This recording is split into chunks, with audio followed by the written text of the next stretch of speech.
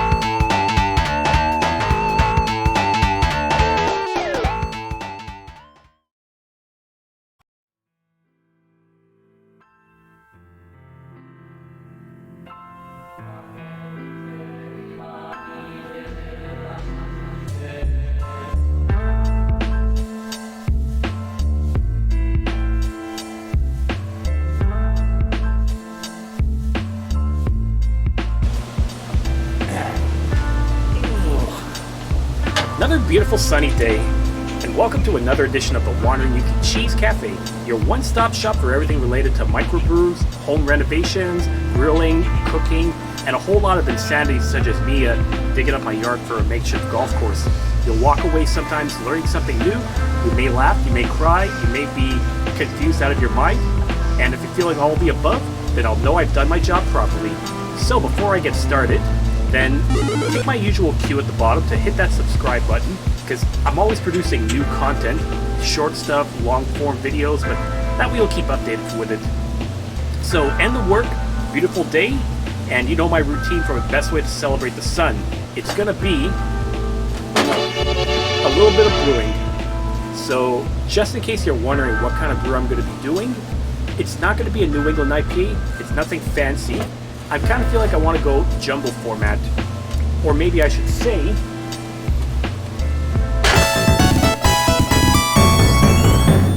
yep, we are doing what I call a supreme fucker. I can't believe that they make these things. If you're going to go ghetto with something like Molson Dry, you may as well go with a 1 liter portion for a celebration. I have a really vivid memory of being in Ottawa years ago for Canada Day, and I probably repeated this story before in the past, but it bears repeating again. Anytime I'm someplace new, I always feel like I have to drink local, because some stuff I know I could get around home, like this kind of stuff, so I wouldn't want to travel like across the province or across the border or somewhere else to drink what I would drink here. I like to try the local stuff. And we were at one bar around Ottawa. Well, there was a couple of guys over there that were just pounding this stuff back, like it was Labatt Blue Dry, these 1 liter bottles that are strong. And I think when me and my buddies were there for about, I want to say a good 2 pints maybe, they were there pounding back 3 of these suckers, and I think they even squeezed in a shot of Jameson with that too. How they were up and standing afterwards, I wouldn't be able to tell you, because that is a lot of beer to ingest at once. And yes, I'm still new to the whole ghetto brew, so I can't really tell exactly what makes this kind of dry. Oh yeah, I did do a vlog on this a while back as I'm back to roots. And I guess I could try this again for old time's sake.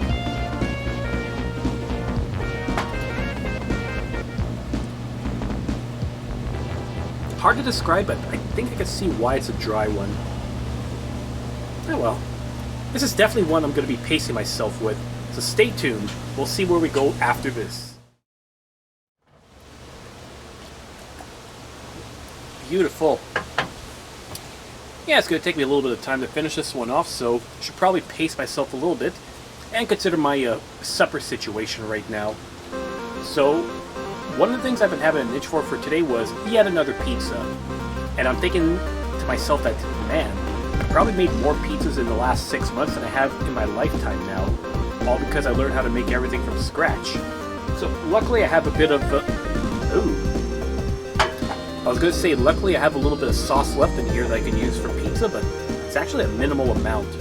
But the good news is I do have all the ingredients in the house to be able to whip up some more, along with some other stuff.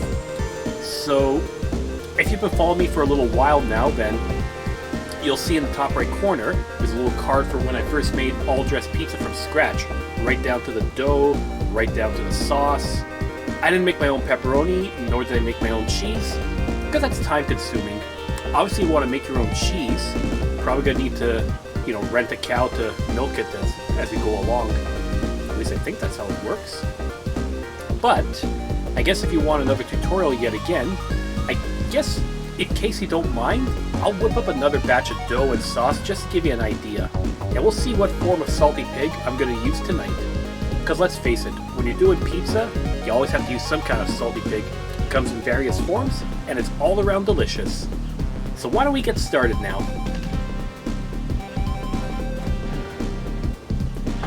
So much ghetto-ness in one class. Alright, I just need a couple of minutes over here, because the first thing I'm going to be doing is I'm going to be preparing my batch of dough to roll out. So, first thing what you're going to need to do is set up your kettle to be able to warm up the water just a little bit, because you're going to need about 1 full cup of warm water. Once again, it's warm water, not boiling water, because you're going to need to mix that with some yeast, and if you use boiling water with the yeast, then you're just going to be disintegrating the components, and it's not going to be very easy to mix up. Warm water mixes well with everything else. So then once that's done, what you're going to need is a small mixing bowl along with a teaspoon. It's pretty basic stuff. Now, there's a lot of yeast that you could be using out in the field right now. There's pizza yeast, there's instant yeast, there's like pizza yeast. And what I'm doing is I'm using pizza yeast over here. This, you only need to have like maybe 1 teaspoon worth in the mixing bowl. And then you mix that with a bit of sugar.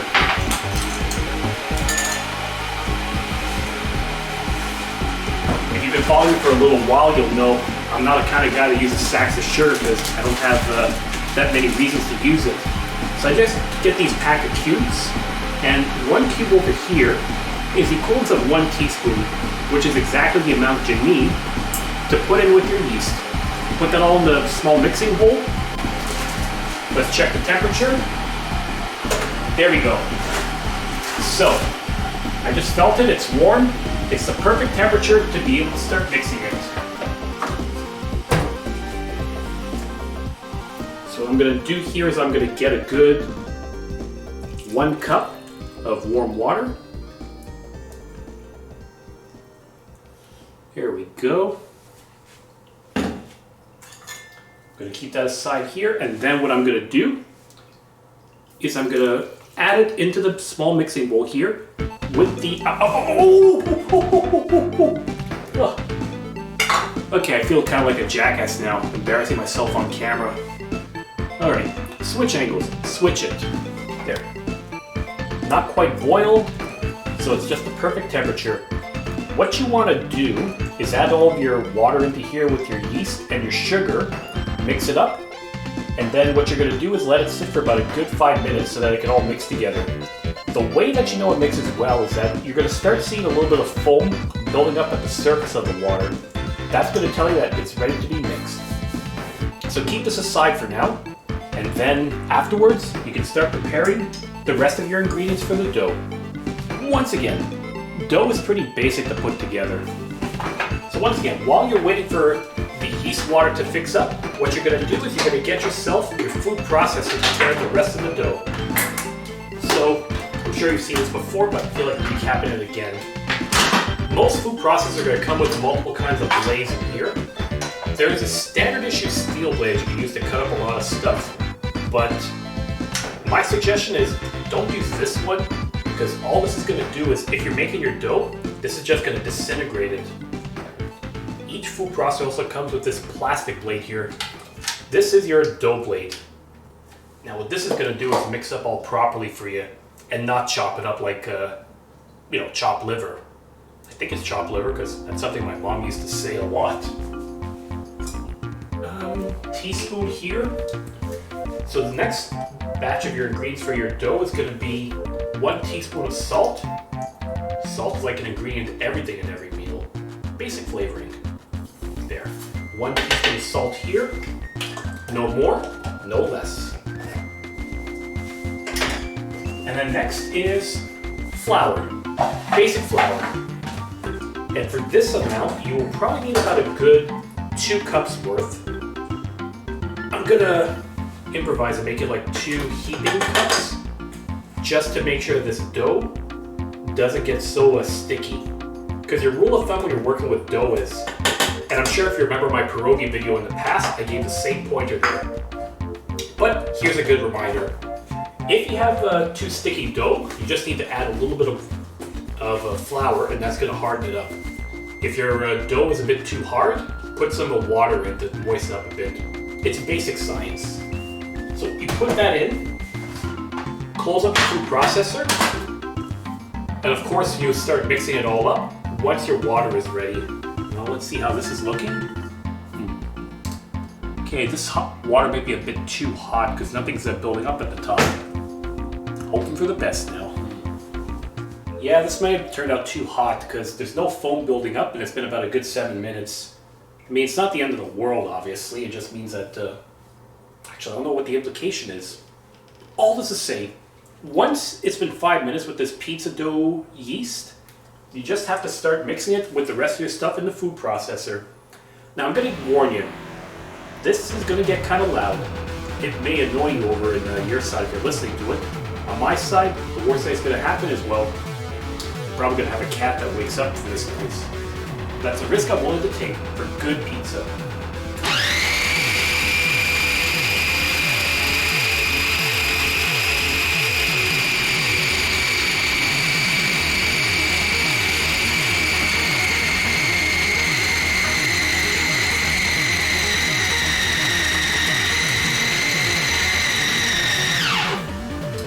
Well, this was not a bust after all. It just turned out to come out perfectly.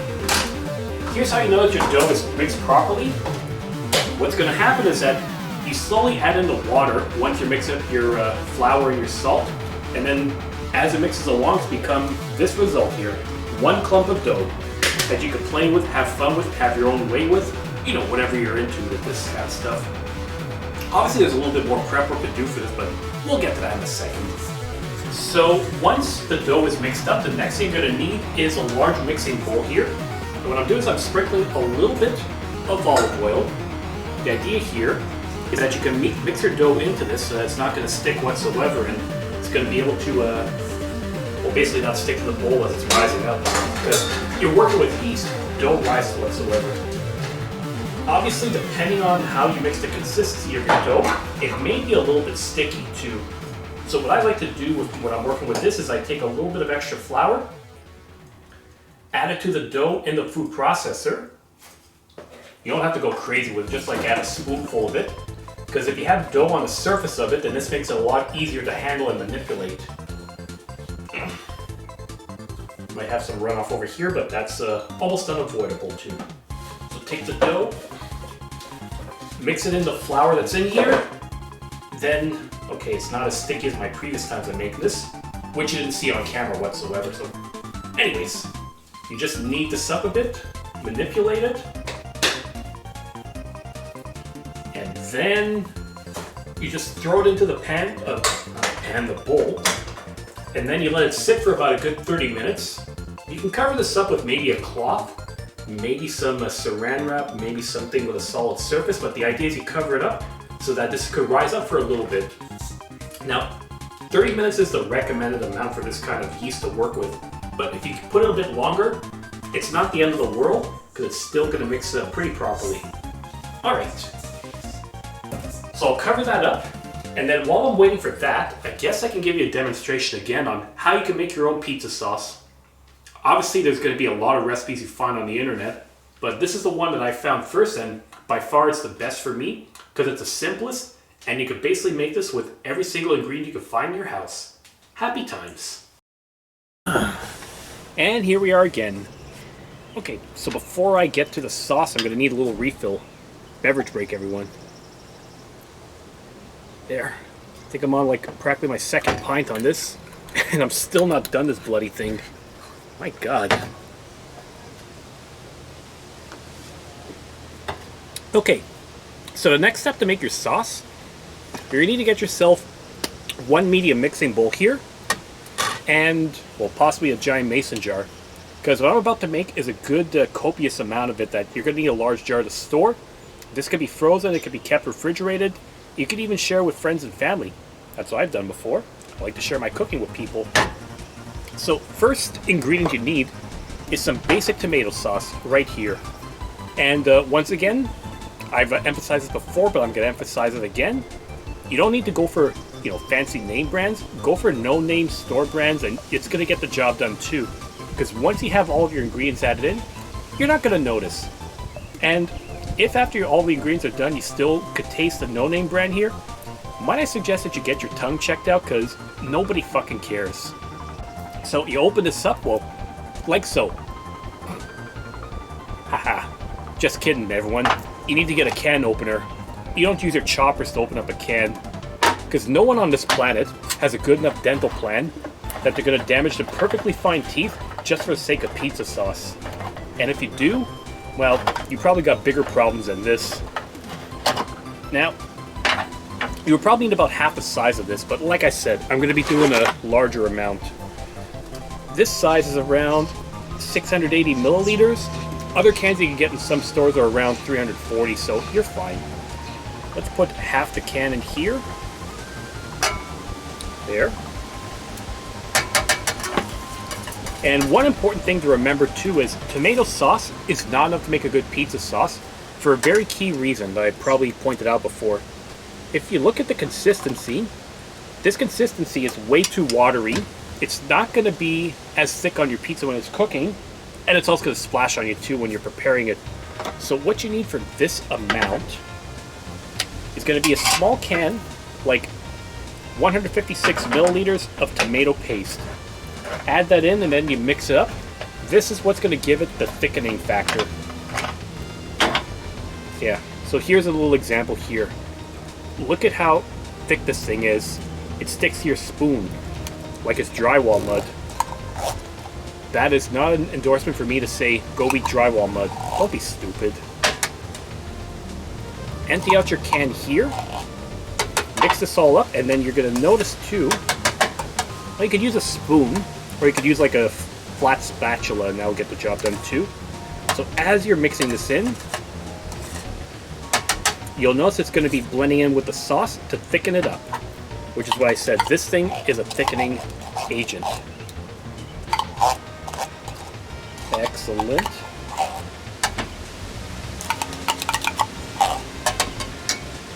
Alright, get that out of the way. So this is what you need in terms of sauces. The rest of what you're going to need is basic seasonings. So, my box of sugar is back over here, so you take one more cube, equivalent of a tablespoon. You throw it in. Might take a bit of friction, but eventually you are going to mix it down. As for the next largest ingredient, it's, believe it or not, oregano. Like they recommend saying, or at least the recipe I found recommends 1 to 2 tablespoons of oregano. Possibly a lot, but hey, you're not even going to notice it.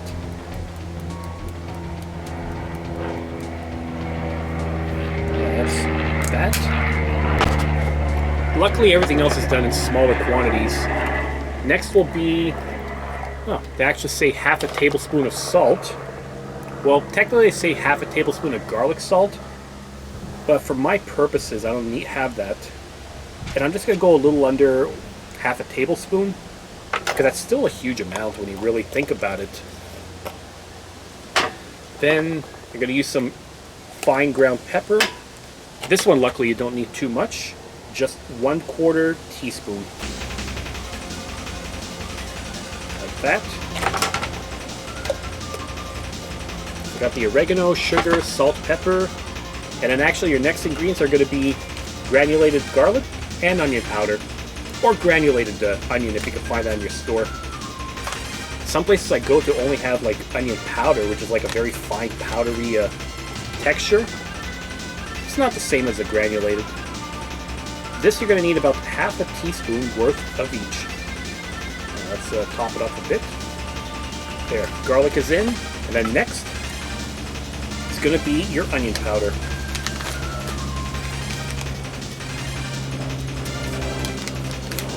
Open that up.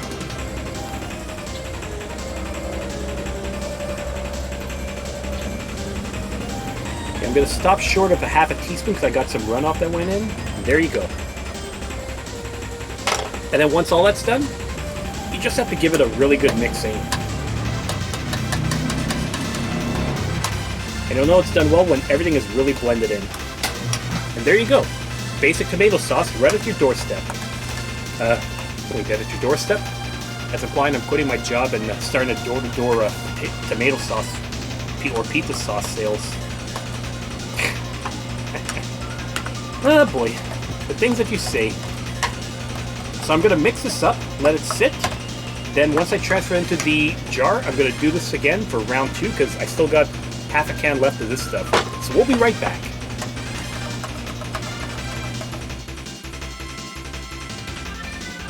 There we are. So I finished mixing up all the sauce. Hang on a second. Okay, that's much better. Now I had to turn the light on the back to make this work. So 2 batches of sauce left gives you 1 large mason jar full of tomato sauce to use. So this can be kept aside for a later time, frozen like I said, refrigerated, and then you're fine. So keep this aside, but I still got like another 7 minutes before the dough is all set up to go. So we'll see. I'm trying to decide what kind of salty pickles I want with this, if I want to do any other toppings, you know, any other quality stuff. Oh, in case you heard that buzzing, it's just my screen door. It's like making some noises. I need something to amuse myself for a few more minutes before it's time to get down to serious pizza business.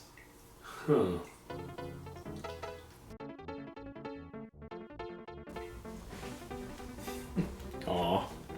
I know what you're thinking. Me with a stuffy or a plushie? Whatever. I have some really fond memories of this. This is my old Ernie. I got this when I was like 1 year old and I still kept it to this day. Seen better days, but some good times. And come on everyone, Sesame Street is a classic. Everyone can agree about that, right? Now, as for what I'm going to do with it, well, I'm kind of bored right now waiting for the pizza to rise, and I want to amuse myself. There's only one option. Want to go for a ride?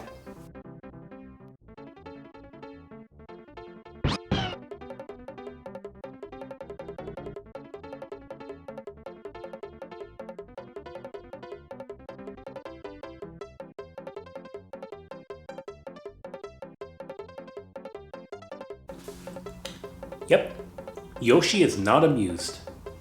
Or he's indifferent. I can never tell with him. There we go. So, I've come to a very important decision with regards to my pizza. I'm going to be cooking it on the barbecue tonight. Now, I have a charcoal barbecue, so I know you're probably thinking like, that's enough charcoal for 1 week. Well, here's the thing, when you're cooking with the pizza on the barbecue here, you're not necessarily doing direct heat, it's indirect heat. But any of you who wants to do that at home, here's my suggestion. You just have to get yourself one of these pizza pans. It's kind of made of stone, and it's designed for the barbecue specifically. And yeah, the black spots on here, this is the result of me doing bacon and eggs on occasion on the grill. I've done that before. It's kind of a guilty pleasure. Now, if you're going to be picking up a stone for the pizza, you got to look at the description of it first. Make sure it says specifically designed for barbecue. The way you're going to know that is it says it's on the barbecue because it's able to withstand up to 600 degrees of heat, which is around the maximum that your barbecue is able to withstand on here too. Anything less than that, these stone pans are best used in an oven. So just keep that in mind if you're looking around. So I brought my dough over here, I brought my sauce, got my cheese. Relief. And as for the salty pig quotient, well, I had some of this left over and I thought better put it to use. A bit of a pack of Spanish ham, or jamon. This is stuff I got hooked on tremendously when I was back in Spain. So in this last year I thought I should indulge myself once in a while, because when's the next time I'm going to be there? It's really good stuff. So if ever you haven't had the jamon before, the way I could describe it is like, think of what prosciutto could be like, but maybe a little bit more tender and especially less salty. Despite the fact that what this essentially is you're taking a pig leg, shoving it in like a vat of salt, and then letting it cure of its own accord. Like that's basically what it is. Unlike, let's say, other kinds of cold cuts where who knows what kind of byproducts they got. They grind all together, liquefied, and then who knows what else. So it's kind of good stuff. Really tasty stuff. Highly recommended too. So when this all preheats over here, I'll be able to get the pan on, start the pizza, and then we're ready to go. There we go. Preheating well, time to start the pizza. So, just as a recap, this batch of dough that you make yields about 2 pizzas worth. So you can just cut this in half when you're preparing it, and then you got 2 pizzas worth of stuff ready to make. You can use a rolling pin, you can use your hands, whatever you please, to kind of stretch this out. There we go. If I was really sophisticated, I would have rolled out like I see in pizzerias, but I know that's an art that's really hard to do. So anyone out there who knows how to do that, feel free to send me the technique and the process, because I am kind of curious. Maybe one day I'll show it off on this video, and hope I don't make an ass of myself too. So here's how you would do your typical pizza. Like a lot of the pizzas I had in Italy are going to be mostly thin crust ones, and especially the ones that you find in Naples and Florence. Those tend to have a little bit of a thicker dough, but especially a thicker crust. And again, some of the pizzerias I've seen around here that have like thicker crust pizzas, I feel like they're going for the Naples style pizza. That's really the key for them. It's like, that was feeling like they were trying to mimic that. There. Stretch it out well enough. So you got a decent sized pizza over here with half the dough. The other half could be cooked later on. So the next thing I'm going to do is I'm going to take whatever sauce is left in here, administer it, and then whatever more I need, I'm just going to get it from the jar that I just prepared not too long ago.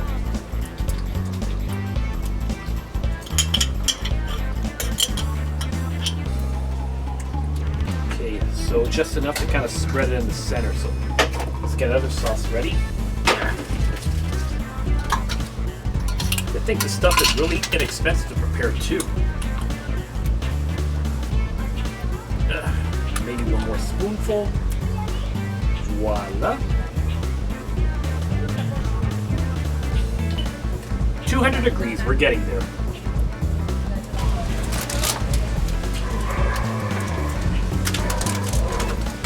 Okay, as for the ham distribution, okay, that's probably going to be a lot, but you don't need too much. Like for this size pizza, I'd say like 4 slices around, maybe a little bit more.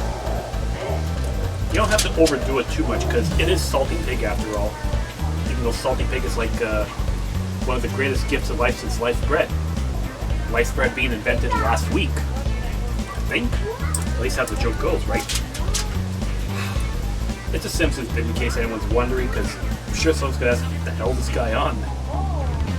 So watch this. You just spread it around evenly here.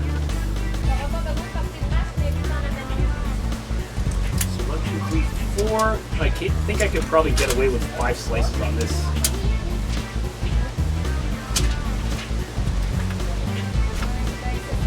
4. Actually, this should be okay. There we go.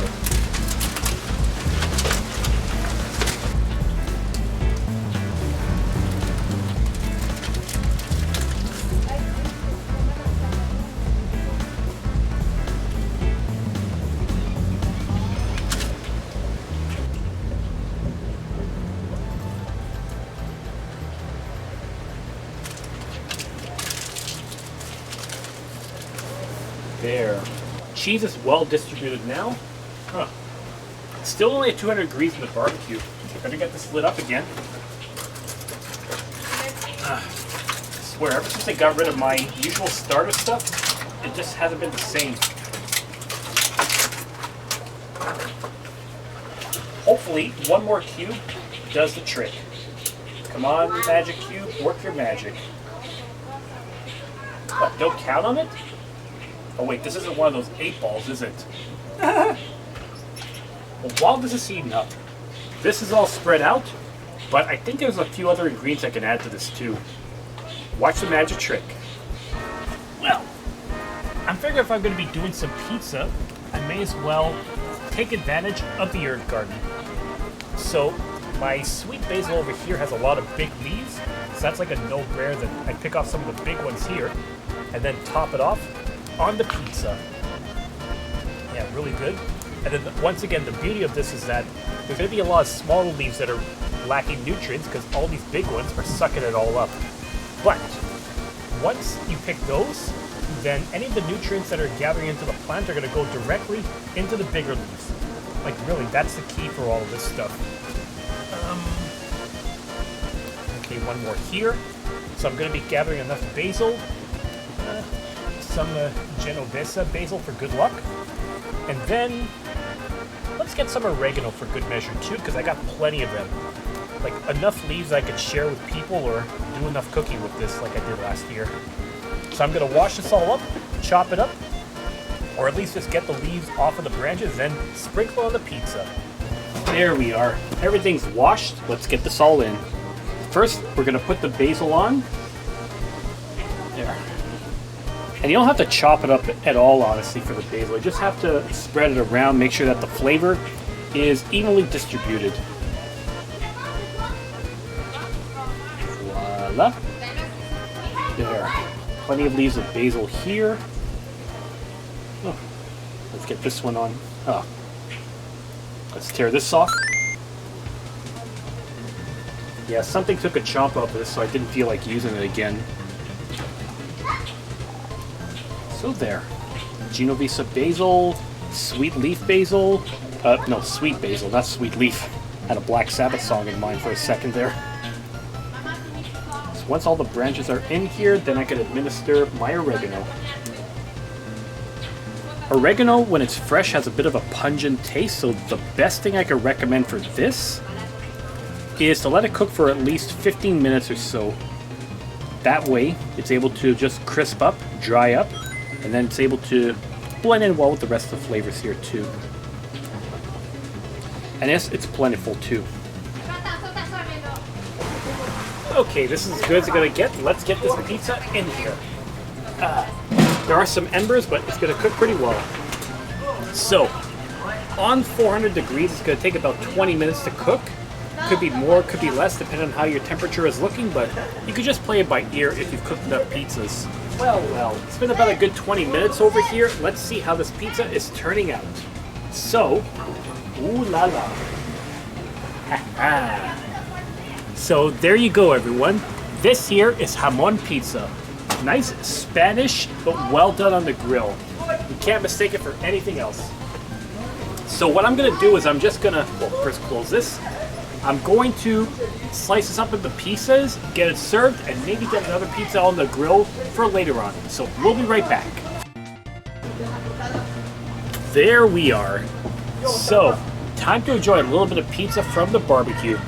So once again, if you're just tuning in, I use some Jamon Serrano to do this. Get away, spider. Some Jamon Serrano, a bit of mozzarella cheese, homemade pizza sauce, homemade pizza dough, with some basil and oregano for good measure. I'm sure it's going to taste really well, but just for good measure.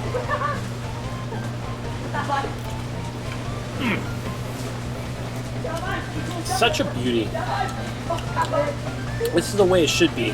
Nice, relaxing, cooked on the barbecue. What more can you want? And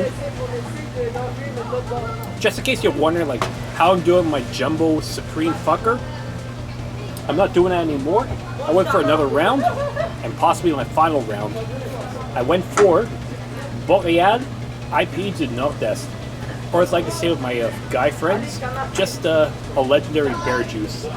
You know, the bear juice over here is kind of like the Indiana Jones treasure of the beers.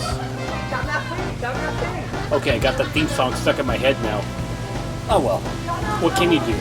I'm going to enjoy this. I'm going to enjoy my sunny afternoon, or evening as I say, and just take it easy right now.